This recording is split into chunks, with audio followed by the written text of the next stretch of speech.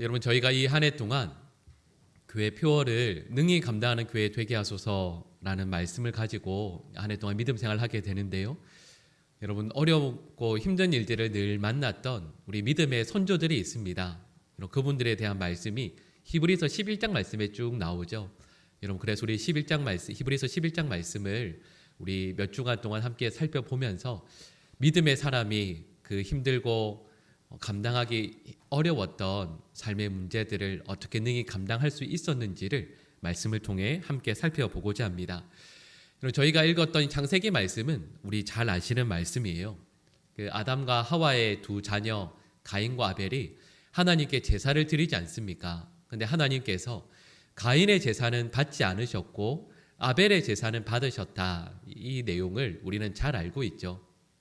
근데 여러분 혹시 이런 고민해 보셨어요? 그 가인의 제사는 받지 않으셨고 아벨의 제사는 받으셨다라는 걸 어떻게 알 수 있었을까요? 이 제사를 드리면서 그걸 가인과 아벨이 어떻게 알았을까라는 생각을 해보게 됩니다. 그리고 여러분 이런 질문은 우리만 하는 게 아니에요. 지금까지 많은 우리 신앙인들이 그런 질문을 해왔습니다. 그래서 이 유대 전승에서는요, 그 전설로는 어떻게 나와 있냐면 가인과 아벨의 제사를 이렇게 양쪽에서 드리는 장면을 생각해 보시면 가인이 이쪽에서 그리고 아벨이 이쪽에서 제사를 드릴 때 하나님께서 받으신 아벨의 제사 같은 경우에는 하늘에서 뭐가 내려왔을까요? 불이 이렇게 내려와서 아벨의 제사는 불로 태우셔서 그걸 받으시고 가인의 제사는 아무것도 일어나지 않았다. 그래서 가인의 제사는 제물은 받지 않으셨다. 이렇게 해석하는 관점이 유대 전승에 계속 이어져 왔습니다. 여러분 이 말씀도 맞는 것 같죠? 여러분 그리고 또 다른 해석 관점이 있습니다. 아마 혹시 여기 관련된 성화의 내용을 그림의 내용을 보시면 여러 화가분들께서 그런 상상력을 발휘하셔서 이렇게 그리세요. 그래서 뭐라고 하시냐면 그 그림을 보면 아벨이 제사를 드릴 때 그 제사에서 연기가 나지 않겠습니까? 근데 그 연기가 어떻게 될까요? 하늘로 쭉 올라가는 거죠. 그걸 보면서 하나님께서 그 제물을 받으셨다라고 해석하고 가인이 드릴 때 거기에서 나오는 연기는 어떻게 됐을까요? 위로 올라가지 못하고 옆으로 퍼지게 되는 거죠. 마치 위에서 뭔가가 누르는 것처럼 연기가 옆으로 쭉 퍼지다가 사라져버리는 모습으로 그 장면을 그리는 성화들이 있습니다. 여러분 첫 번째와 두 번째 어느 게 맞을까요? 근데 여러분 이게 두 가지 다 그럴듯한 것 같아요. 그리고 이 두 가지 해석에 공통점이 있죠. 그게 뭐냐 하면 하나님께서 그 제사를 받으셨는가 받지 못하셨는가가 어떻게 된다고요? 눈에 보이게 나타난다라는 거죠. 말씀드렸던 것처럼 이 두 가지 해석이 그럴 수 있을 것 같다라는 생각이 듭니다. 여러분 그런데 저도 신앙생활이 이렇게 좀 연수가 더해지고 알게 되면서 가인과 아벨이 제사를 드리면서 말씀드렸던 이런 초자연적인 현상이 나타나지 않아도요 이런 생각을 하게 됩니다. 가인과 아벨이 예배를 드리면서 알 수 있었겠구나라는 생각이 들어요. 어떤 일들이 일어나지 않아도요. 왜냐하면 우리도 그렇지 않나요? 여러분 저희 지금 주일 2부 예배 드리기 위해서 이 자리에 모여 있지만 여러분 예배 드리기 이전부터 예배 드리는 중간 예배 끝나고 나서 돌아가실 때 솔직히 이야기하면 아시지 않으세요? 하나님께서 우리의 이 예배를 받으셨구나. 하나님께서 나의 이 예배를 기뻐 여기시는구나 라는 걸 우리는 알아요. 오늘 이 예배를 하나님께서 받으셨는지 받지 않으셨는지를 눈에 보이는 어떤 놀라운 현상이 일어나지 않아도 우리는 알아요. 예배 자리로 나오시면서 예배 드리면서 끝나고 돌아가시면서 하나님께서 나의 마음을 받아주시는구나. 정말 부족하고 연약한 내 인생을 하나님께서 기뻐하시는구나.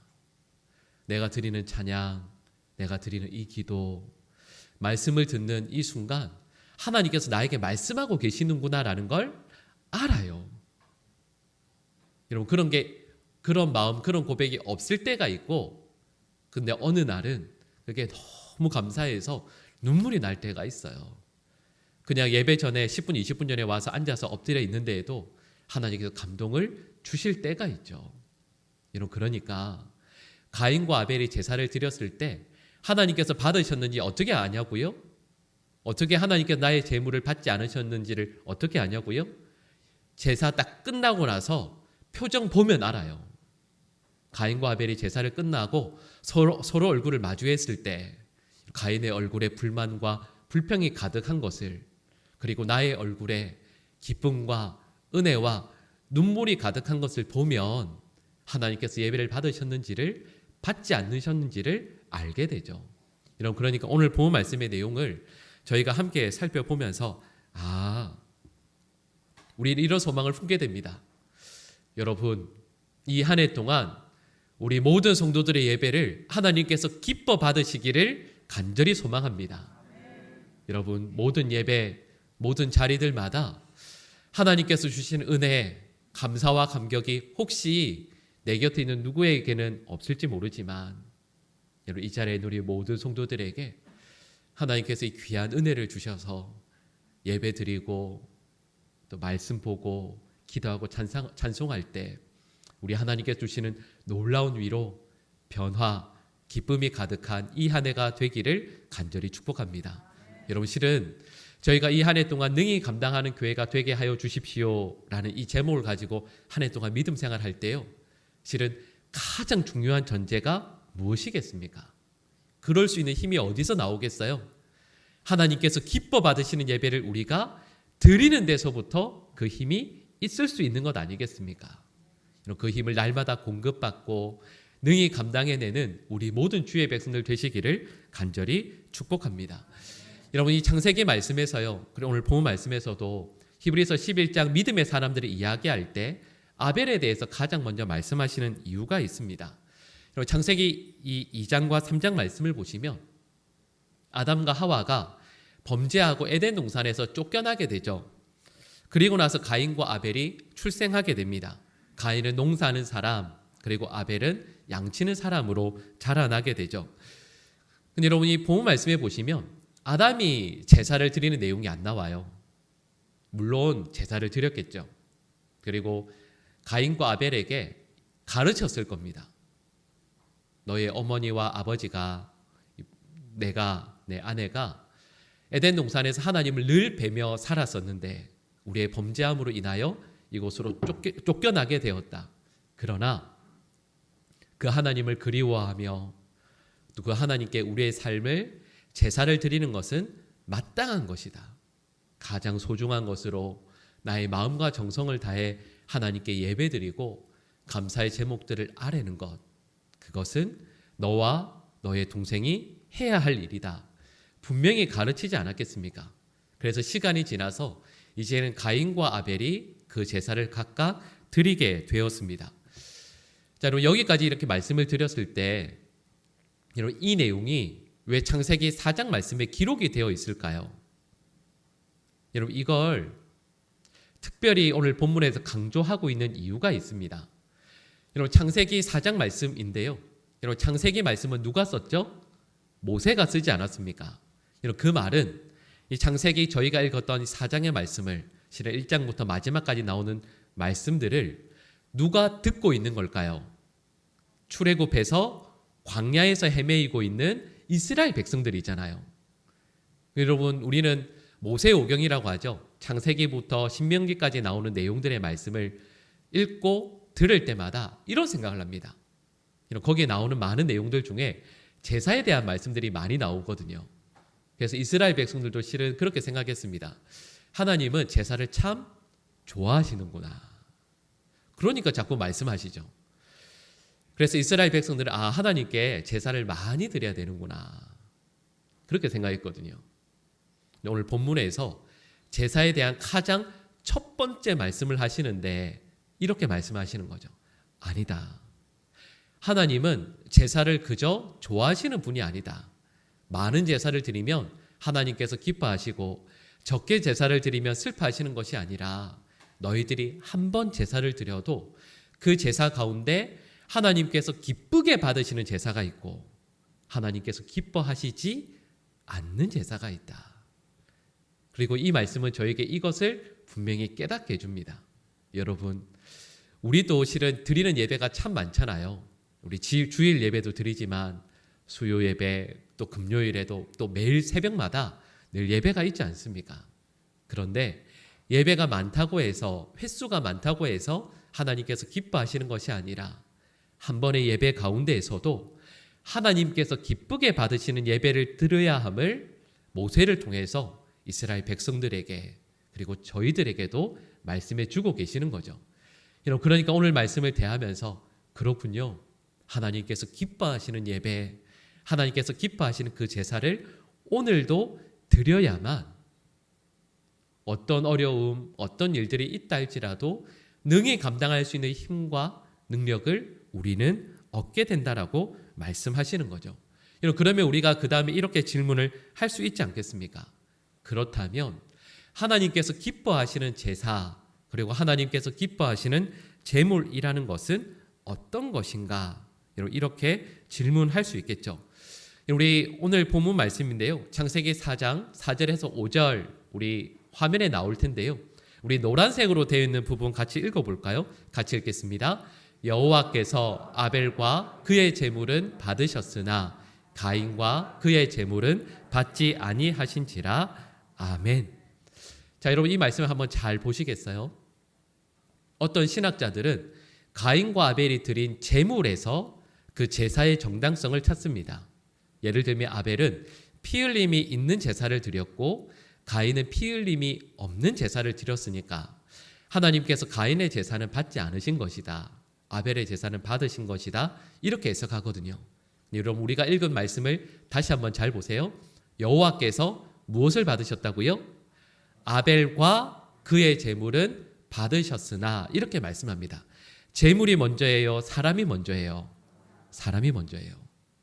이어지는 5절 말씀에서도 가인과 그의 제물은 받지 아니하신지라 말씀하고 있지 않습니까? 그러니까요, 우리는 이렇게 생각해요.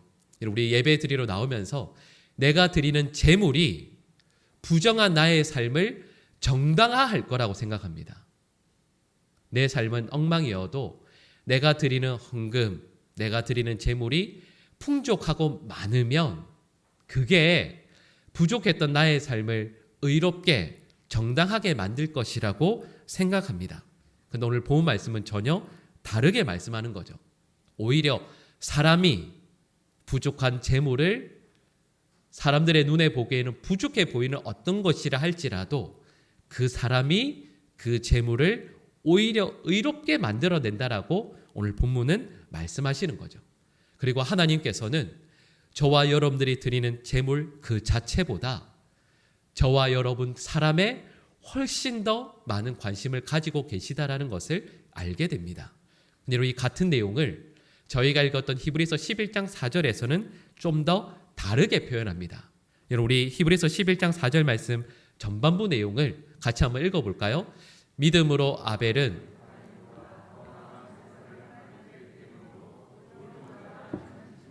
얻었으니. 아멘. 여러분, 히브리서 11장 4절 말씀은 저에게 이렇게 말씀하시는 겁니다. 결국에는 하나님께서 받으실 만한 제사를 드리는 사람은 다른 게 아니고 믿음의 사람이 되어야 한다라는 거죠. 쉽게 말씀을 드리면 가인은 믿음의 사람이 아니었고 아벨은 믿음의 사람이었다, 이렇게 말씀하시는 겁니다. 여러분, 그러면 또다시 우리가 이어지는 질문을 할 수밖에 없죠.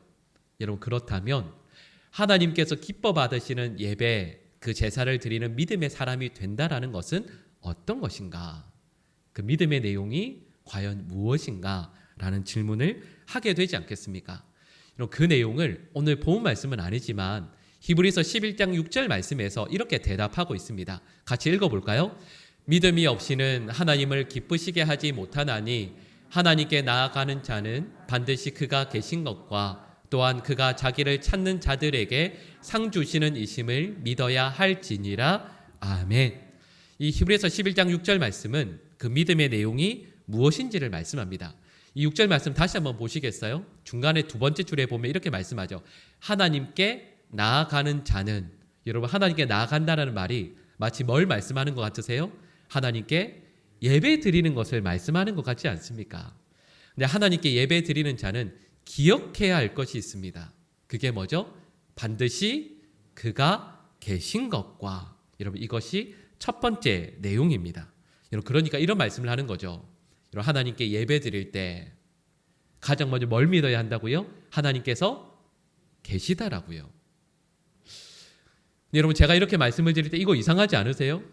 여러분 여기 다 예배 드리러 나오셨는데 예배 드릴 때 하나님께서 계시지 않다라고 생각하는 분 혹시 계십니까?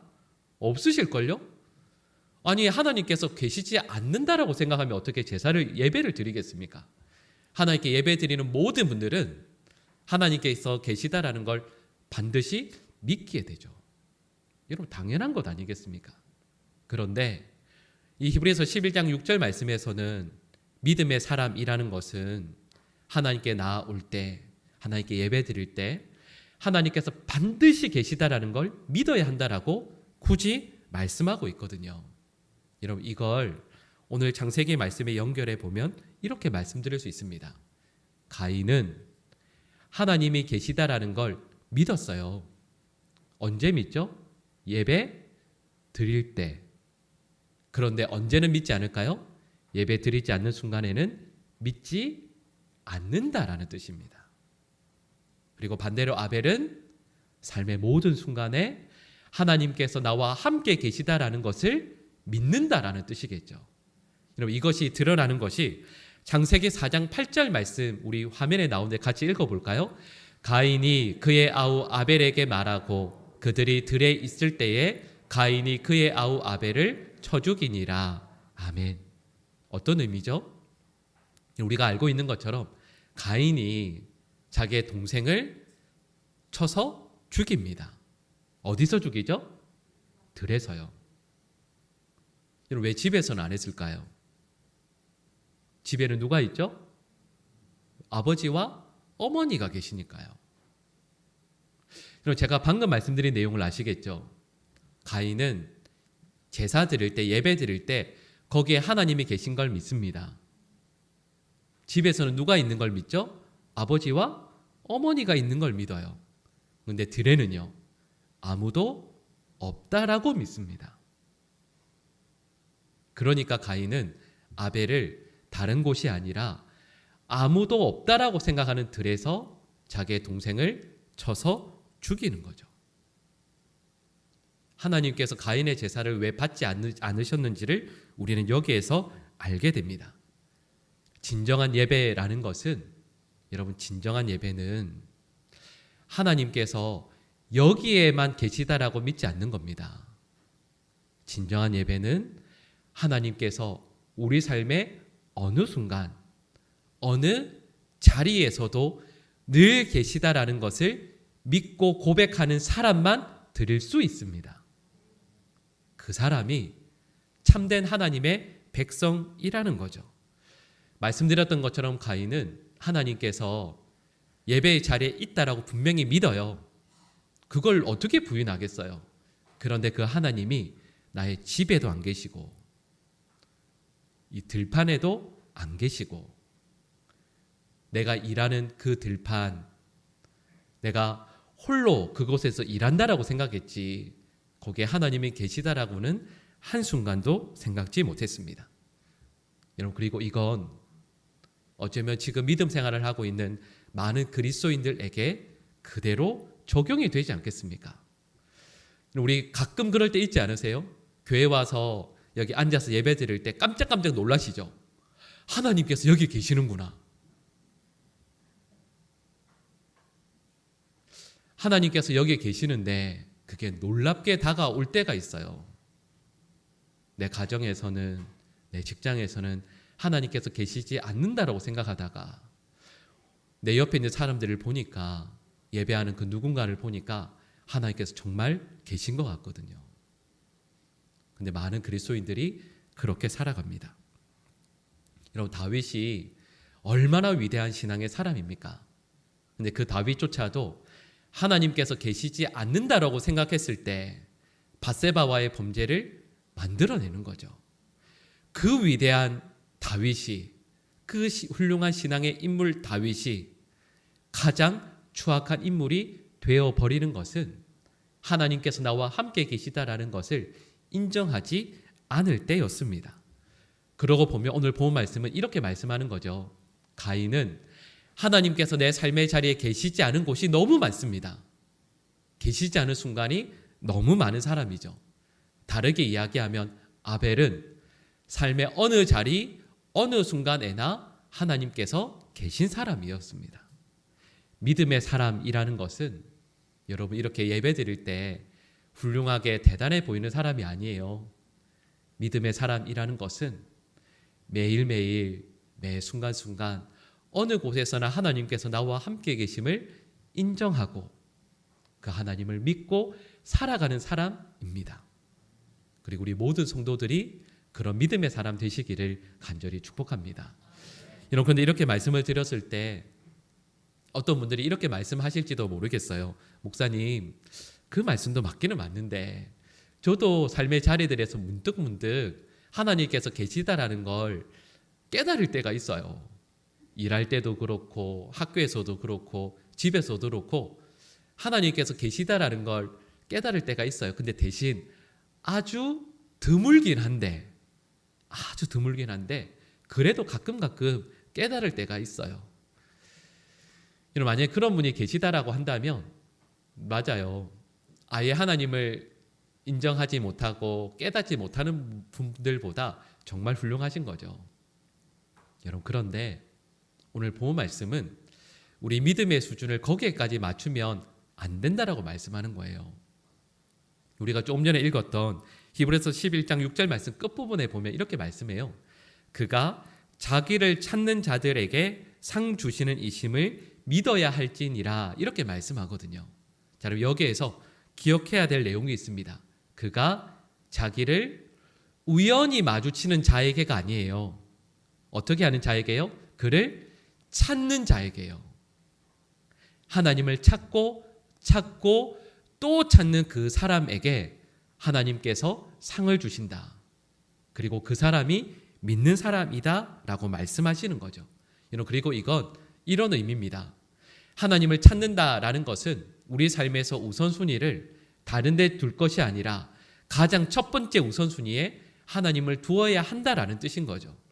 여러분, 우리 삶에 문제들이 얼마나 많이 있습니까? 자녀의 문제, 경제적인 문제, 건강의 문제, 여러 문제들이 있죠. 여러 문제들이 우리의 삶에 하나하나 다가옵니다. 여러분, 그런데 그럴 때가 있죠. 건강의 문제가 정말 클 때가 있거든요. 정말 큰 문제가 나에게 닥쳤을 때 별것 아닌 문제를 가지고 누군가가 나에게 와서 이 문제에 어떻게 생각하시냐고 여쭤볼 때가 있어요. 그때 우리는 이렇게 이야기하죠. 잠깐만 기다려달라고. 그 문제는 별것 아니니까 조금만 기다려달라고. 지금 이 문제가 나에게 너무 커서 이 문제 해결하지 않으면 아무것도 내 눈에 보이지 않는다고. 이렇게 이야기할 때가 있지 않습니까? 근데 이렇게 말씀하는 거죠. 가인과 아벨에게 정말 중요한 차이가 무엇이냐면, 이런 가인에게는요, 맞아요. 예배 드리러 나오죠. 하나님께서 계신 것 알아요. 믿어요. 예배 드릴 때 그걸 부인하는 분이 누가 있겠어요? 근데 이런 거죠. 예배를 드리는데 하나님이라는 분은 나에게 세 번째, 네 번째예요. 예배를 드리면서도 하나님께서 계신 거 안다고요. 예배를 드리면서도 나에게 첫 번째 문제가 나의 생업의 문제, 내 가정의 문제, 내가 겪고 있는 어떤 문제가 나에게 첫 번째와 두 번째가 되는 거예요. 우리도 그러지 않으세요? 여러분, 예배 드리면서 온전히 예배 드리는 분들도 계시지만 예배 빨리 끝나면 오늘 점심때 뭐 먹어야지, 여러분 그렇게 생각하실 때도 있지 않으세요? 다는 아니지만 오늘 저녁에 어디 가서 이런 쇼핑해야지, 여러분 그런 생각하실 때도 있지 않으시겠습니까? 이 문제, 예배를 드리면서도 하나님이 나에게 첫 번째 현실이 되지 못하고 내가 만나는 어떤 문제, 어떤 일들이 나에게 첫 번째 문제와 첫 번째 현실이 되어버리는 일들이 있다라는 거죠. 그리고 가인은 분명히 제사드리죠. 예배 드립니다. 근데 가인에게 첫 번째 일은 하나님께 예배 드리는 일이 아니라 하나님을 찾는 것이 나에게 첫 번째 문제가 아니라 나의 삶의 어떤 문제를 해결하는 것이 첫 번째였다라는 거죠. 그리고 이걸 아벨에게 적용해 보면 이렇게 말할 수 있습니다. 여러분, 아벨은 추측해 보면 이렇게 말할 수 있죠. 내 삶이 있기 전에 하나님께서 먼저 계셨다. 그러므로 내 삶에 일어나는 존재하는 어떤 문제, 어떤 일도 하나님보다는 나중이다라는 겁니다. 우리 삶의 존재의 순서가 있죠. 어떤 의미냐면, 여러분 생각해 볼까요? 내 사업의 문제가 먼저 있었을까요? 하나님께서 먼저 계셨을까요? 하나님이죠. 여러분, 내 직장에 문제가 있습니다. 있어요. 내 직장에 문제가 먼저 있었을까요? 하나님께서 먼저 계셨겠습니까? 하나님이죠. 아벨은 이렇게 말씀하는 거예요. 내 삶의 내 존재보다 하나님께서 먼저 계셨으니 내 삶의 어떤 일보다도 하나님을 먼저 구하고 먼저 찾겠노라 하는 거죠. 여러분, 그리고 히브리서에서는 바로 이 아벨의 믿음을 가장 귀하고 훌륭한 믿음이라 말씀하시는 겁니다. 일상의 삶 가운데에서도 하나님을 먼저 찾고 구하고 예배의 자리로 나왔을 때 여러분 그러지 않으세요? 이렇게 예배의 자리에 나와서 앉아 계시지만 삶에서 해결해야 할 문제들이 얼마나 많으세요?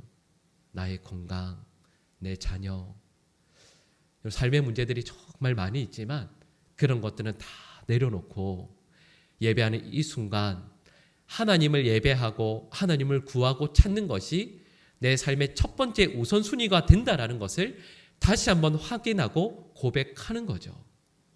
여러분, 히브리 사람들에게, 유대인들에게 제사를 드릴 때요, 예배를 드릴 때 제물을 드립니다.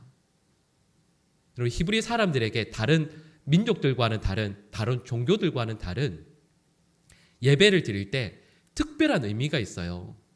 다른 종교에서는 이렇게 이야기하죠. 제물을 드릴 때 그 제물은 뭐죠? 그 신에게 드리는 뇌물입니다. 이걸 드려서 나의 소원을 이루어내는 거죠. 근데 여러분, 구약 성경에서 히브리 사람들에게 제물은 어떤 의미냐면 그 제물이 나예요. 그 제물을 드리면서 내가 죽는 거예요. 이걸 받으시고 저의 삶에 좋게 해주세요가 아닙니다. 제물을 드리면서 그냥 내가 하나님 앞에서 죽는 거예요. 그게 구약의 제사의 의미입니다. 내가 죽으니 내 삶에서 중요하게 여겼던 것들이 어찌 남아있겠어요. 하나님께 온전히 나 자신을 올려드리고, 그래서 내 삶에서 아무것도 중요한 것이 없다라는 것, 오직 하나님께서만 내 삶의 가장 우선순위에 계시다라는 것을 고백하는 게 예배라고요. 여러분, 저는 우리 모든 성도들이 예배를 드릴 때마다 하나님 이거 들어주세요가 아니라 예배를 드리면서 나 자신은 예배의 이 순간 하나님의 은혜 앞에서 죽어 없어지게 되고 하나님의 영광과 뜻만이 우리의 삶을 통해서 아름답게 이루어질 수 있게 되기를 간절히 축복합니다.